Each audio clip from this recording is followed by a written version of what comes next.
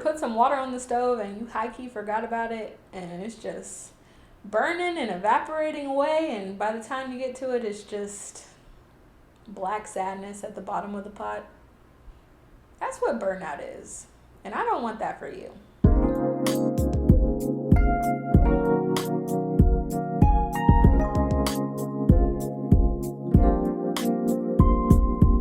Hello beautiful people, welcome back to my channel. I'm Jasmine if you didn't know, and today we're going to talk about burnout. Burnout is something that people don't like to feel, and honestly some people don't know how to overcome it. So before we get into the details of how to overcome burnout, let's first talk about what it is. So to define it, I'm going to pull out my handy dandy phone and read us a beautiful definition. Mayo Clinic defines job burnout as a special type of work-related stress, a state of physical or emotional exhaustion that also involves a sense of reduced accomplishment and loss of personal identity. None of that sounds pleasant. To put that simply, burnout is a job-related stress that can lead you down a rabbit hole of a lot of different things, whether that's quitting your job, not liking the profession that you chose anymore, wanting to do something different altogether, hating your work environment. There are so many things that come with burnout. So let's talk about how you avoid that rabbit hole before you get anywhere near it.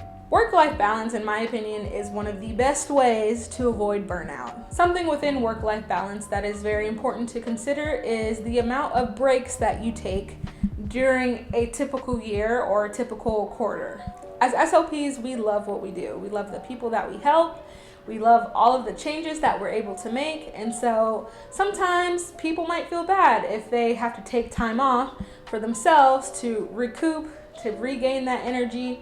And honestly, don't. But in the field of speech-language pathology, you have to remember that there is one of you and your entire caseload is depending on you to help them with whatever difficulties they may be having.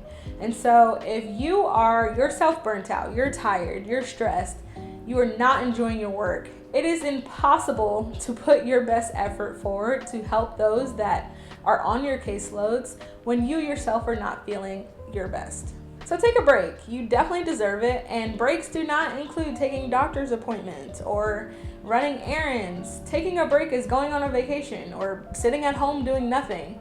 Make sure that your break includes no work, whether it's work-related or non-work-related. Another thing that is essential for me for my work-life balance is to limit the work that I take home. For me, that looks like taking zero work home. And when I tell you I take zero work home, I take zero work home. If it doesn't get done during the week, I sit it on my desk and it will be done on Monday. And I know for some people this may not work. There's always a balance and an ebb and a flow to what you can handle at home. But the essential thing is to remember that you work the hours that you work. You don't want to add tons of work and extending those work hours at home, because a lot of times you don't have a lot of time at home. So spend that time at home to recoup, regenerate, relax, because the work is going to be there when you get back, I promise. Another thing you can do outside of your work-life balance is to speak up for yourself. Depending on the setting that you are working in, there's a lot that can go into how much you're able to change about your caseload, about your workload, but if you don't speak up, you're never gonna know how much someone can help you in a particular situation.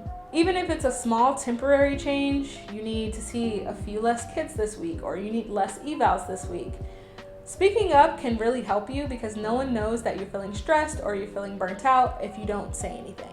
The last thing you can do if the first three things don't work is to consider a setting change. There are so many settings that you can work in as a speech-language pathologist or an audiologist, right?